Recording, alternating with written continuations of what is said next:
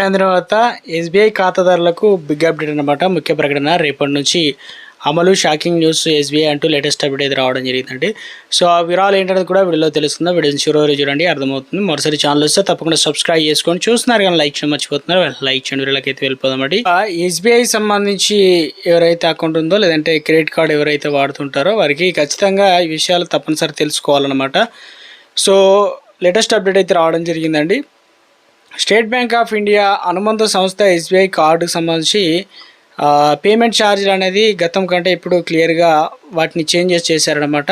So మే 1 నుంచి ఇవన్నీ కూడా అమల్లోకి రావడం జరిగింది. ఇచ్చిన గడువులోపు మినిమం ఏదైతే అమౌంట్ డ్యూస్ అయితే అనేది చెల్లించని వారికి కూడా వర్తిస్తుందని చెప్తున్నారు.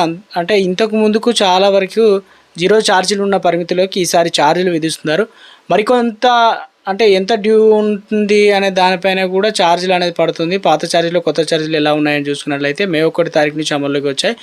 పేమెంట్ బకాయిలు కనుక ₹100 వరకు ఇప్పటి వరకు లేట్ పేమెంట్ ఛార్జీలు లేవు, కానీ ప్రస్తుతం సైతం ఇలాంటి ఛార్జీలు అనేది ఇచ్చడం లేదు. అయితే 100 నుంచి 500 వరకు బకాయిలు కనుక ఏదైతే ఉండి కనీస పేమెంట్స్ అయితే చేయకపోయినా ఇప్పటి వరకు కూడా జీరో ఛార్జీలు ఉండగా ఇకపైన 100 మేరకు పెనాల్టీ అయితే చెల్లించాల్సి అయితే ఉంటుందన్నమాట. ఇక ₹500 నుంచి ₹1000 వరకు బకాయిలు.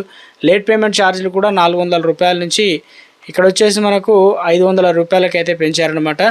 ఇందులో ముఖ్యంగా ₹1000 నుంచి ₹10,000 ఛార్జీలు పెంచారు. 7,000 అంటే దాదాపు ₹750 వద్ద స్థిరంగా అయితే ఉంది. ₹10,000 నుంచి ఇక్కడ వచ్చేసి 25,000 వరకు అయితే ఛార్జీలు అయితే ఉన్నాయంటున్నారు స్థిరంగా. సో ఇక్కడ వచ్చేసి 950 వద్ద స్థిరంగా కొనసాగించారంటున్నారు.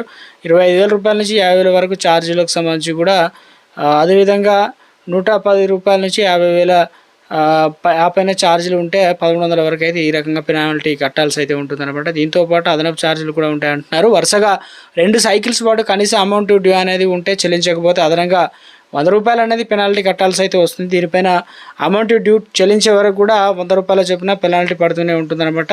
సో ఇక ఇది SBI cards and payments service limited ప్రతి నెల కూడా కార్డు హోల్డర్ డేటా నిర్దేశితంగా ఫార్మాట్లో ఒక క్రెడిట్ ఇన్ఫర్మేషన్ కంపెనీకి అయితే సమర్పిస్తున్నారనమాట. సో మొత్తానికైతే ఇవన్నీ కూడా అమల్లోకి అయితే రావడం జరిగిందండి. State Bank of India SBI ఖాతాదారులకు ముఖ్య గమనిక, మే నెల చివరి వారంలో వరుసగా 4 రోజుల పాటు బ్యాంకింగ్ సేవలు అంతరాయం కలిగించే అవకాశం అయితే ఉందంటున్నారు. ఎందుకంటే All India State Bank of India Federation May 25-26 తేదీలో దేశవ్యాప్తంగా సమ్మెకు పిలుపునివ్వడంతో దీనికి ప్రధాన కారణంగా 2 రోజులు వరుసగా బుధ గురువారాలు ఇక ఏదైతే పడుతుంది. కాబట్టి అంతకుముందుకే మే 24 4వ శనివారం, తర్వాత మే 24 అంటే 23 తారీఖున శనివారం అవుతుంది. మే 24న ఆదివారం సెలవు దినంగా అవడంతో వరుసగా 4 రోజులు సెలవులో బ్యాంకులు అయితే మూతపడుతుంది అనమాట. ఏమన్నా పని ఉన్నట్లయితే టైం చూసుకొని ముందుగానే వెళ్ళి పని చేసుకుంటే బెటర్ అనమాట, బ్యాంక్ పని లేదన్నా కానీ. సో